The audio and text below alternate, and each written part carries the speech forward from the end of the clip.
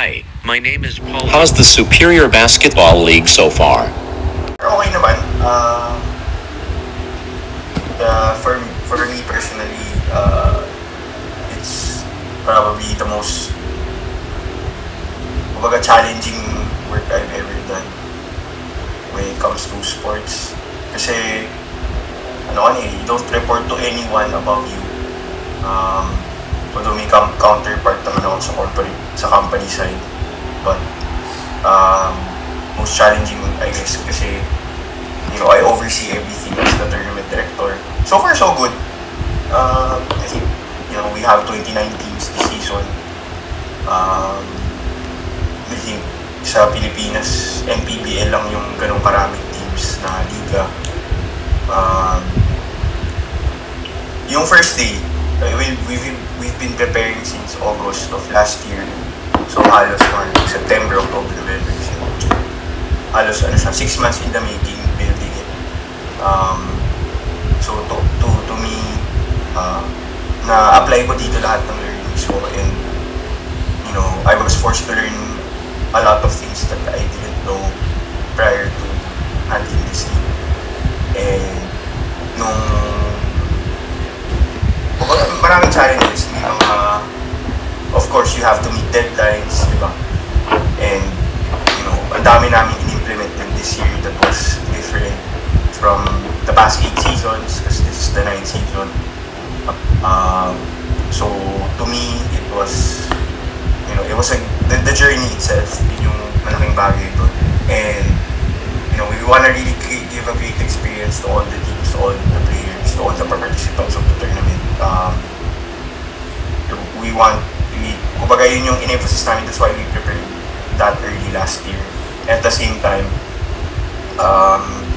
obviously may mga things for improvement, especially the first day. I think we struggled when it comes to streaming the game, spotty yung Wi-Fi, but we got it fixed, I think, nung fourth game na, which is the last game of that day, nung last week.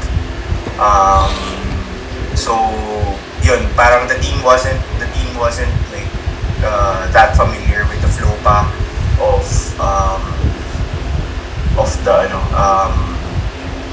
the stream itself, the covering the games itself. So medyo napapatay dun, but we were able to iron the kinks out.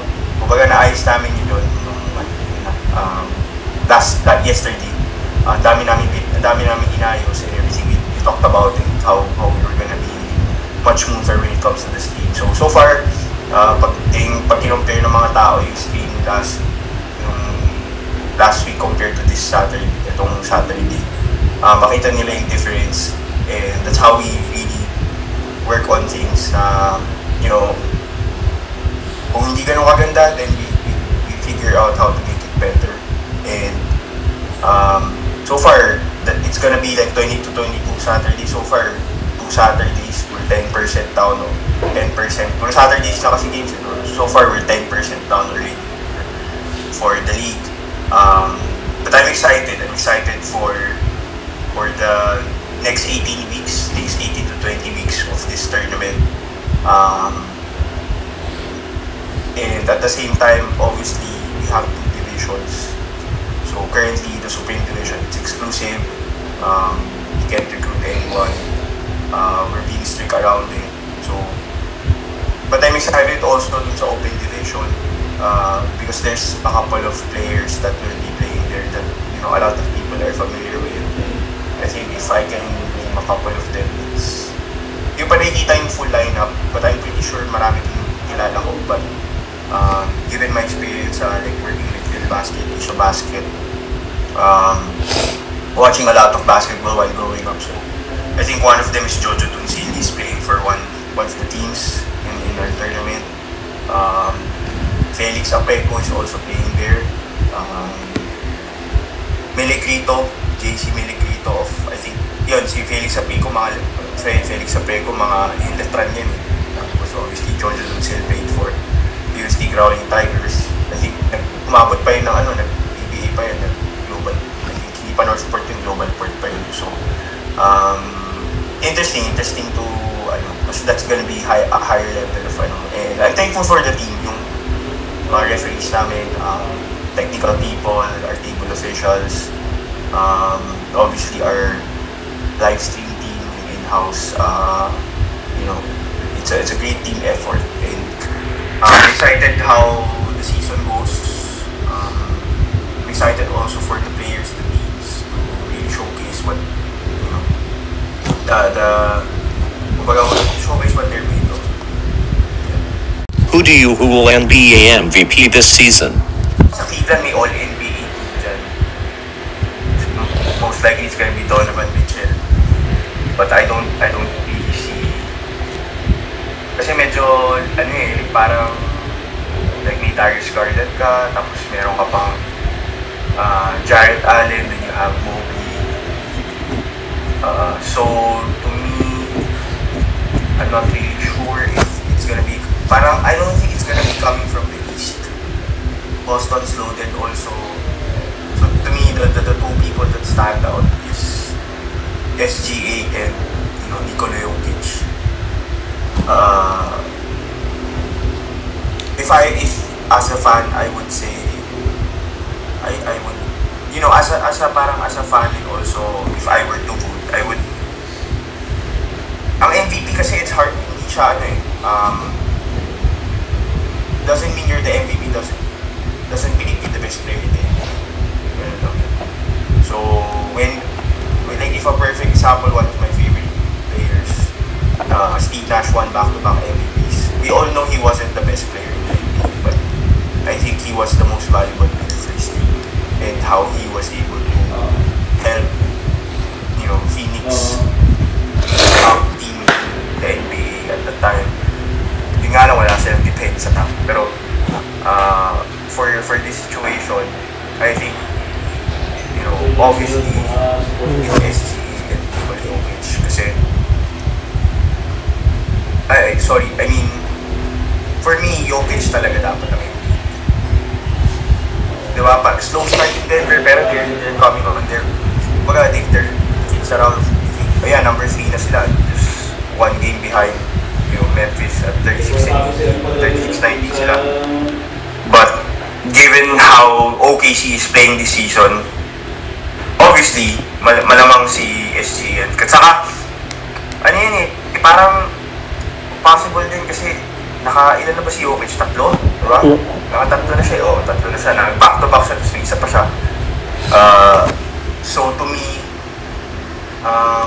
diba? Parang ganun may pagka, yung, but you can make a case for SGA kasi I think yung KMP kasi parang they weren't really the top team that season sa NBA, kung di ako nagkakamali. But ito kasi pwedeng hindi dinaya but to me still the MVP would be Jokic, but pwedeng given the way OKC is playing, pwedeng ibigay kay SGA talaga yan. And I think they have the best record. No, ayan, they're tied with Cleveland at 44-10. So pwedeng SGA stats wise, I mean, saka siya, alam mo naman siya yung nagpupuan doon sa team na yun at 32-5-6. But Jokic is averaging a triple-double, diba? Pero baka yun lang sa akin, baka alam mo yun, parang may factor na nakatakbo na si Jokic, ibigay na lang natin kay SGA, diba? Pero and obviously Jokic is still, to me, he's the best player in the NBA right now. I wouldn't, di ako magagalit kung manalo si SGA. I wouldn't, diba? Hindi naman daya yun. Para sa akin ay SGA deserves it, but he's not the best player in the NBA. Yun lang. Starting 5 all-time of Cleveland Cavaliers. Yeah, actually, we are nga research pa ako. But since now, kumbaga, Cleveland isn't really one of the storied franchises in the NBA until LeBron came, diba? Before that, they weren't really that, kumbaga, siguro nasa one of the bottom teams yan, year in, year out. Until LeBron became a part of, you know, the Cleveland Cavaliers back in 2003. So I had to dunk deep. But if there was two players, I would pick, since LeBron came to be part of that all-time starting five, no? I would easily have my small forward with LeBron James. No-brainer. One of the greatest players of all time. Then, at shooting guard, I would go with Kyrie Irving, humble true.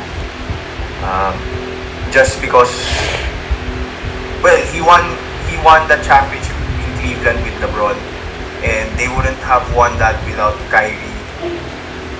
I think first championship ng Cleveland, hindi ba? Oh, first championship, diba? So, yung Kyrie, LeBron na yan, automatic yan. You have to be the starting five. And Kyrie's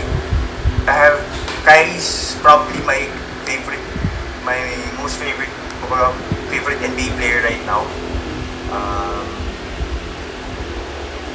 And he is probably up there as one of the most skilled players of all time. I think he's more skilled than LeBron, but it's just that kasi ang basketball hindi lang naman skills, diba? May IQ yan, may alam mo yun, may yung mga alam mo yun, pero when it comes to like one-on-one and skill wise, shooting, may dribbling, hirap pantayan eh. I would go with Kyrie. So those two, shooting guard, which is Kyrie, small forward, which is LeBron. At point guard, I would go with Mark Price. I think he's hindi ko na siya napanood maglaro, pero he was one of the players that went up against Michael Jordan.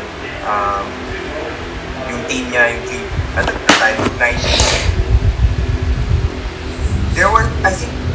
He was one of the first, or he was the first, or if not one of the few that were able to average back-to-back seasons of 50, 40, 90 shooting clips. And bagay na bagay ito kanil LeBron kasi bagay ito kay LeBron kasi he shoots the ball well from the outside. He's a great, I think he was averaging, there was a season that he was averaging 10 assists, 9 assists. So, bagay na bagay ito sa team ni LeBron, diba? Because you have two dominant players already in Kyrie and LeBron. Two dominant ball handlers in Kyrie and LeBron. Then you add the Mark Price who can shoot the lights out. I think si Mark Price was like probably one of the Steph Curry of his time nung wala pang Steph Curry. So I would put Mark Price on my point guard. And then at center, I would go with Brad Doherty. He was a 5-time All-Star. Played all throughout his NBA career. He played for the Cleveland Cavaliers. His jersey number got retired. I think he led his team as far as an Eastern Conference Finals appearance. And he was a double-double machine. So I would go with Brad Doherty. His jersey also got retired by Cleveland. And at power forward, I would go with Larry Nance kasi defensive anchor po yan. He was I think he played 6 seasons lang ata sa Cleveland. Before kasi nag-Phoenix siya, so nag-Cleveland siya. I think he was a 2-time All-Star and then he was an All-NBA defensive team nung time na yun. He was averaging like 3 blocks, 2-point-something blocks per game. So, and I think he was a double-double din yung averages niya. So to me, yun yung like defensive anchor ko dun si Larry Nance, then and offense ko nandyan sila LeBron, Kyrie, Mark Price, then to handle the paint, you have Brad Doherty. So that's my all-star starting five. I considered si Zydrunas Ilgauskas, pero I think Brad Doherty is a better player than Zydrunas. Napalad ko si Zydrunas, pero parang bagal eh, di ba? Tapos wala naman siya ginawa rin sa Cleveland nung wala pa si LeBron. So, until LeBron came, I mean, he's not a great player, but he's also not a bad player, si Zydrunas Ilgauskas. Then, obviously, you have to, put Austin Carr doon. I think, hindi na rin natin naabutan yun si Austin Carr, and then, Anderson Varejao, Tristan Thompson, but I would stick with that five. With LeBron James leading that team. Thank you for watching.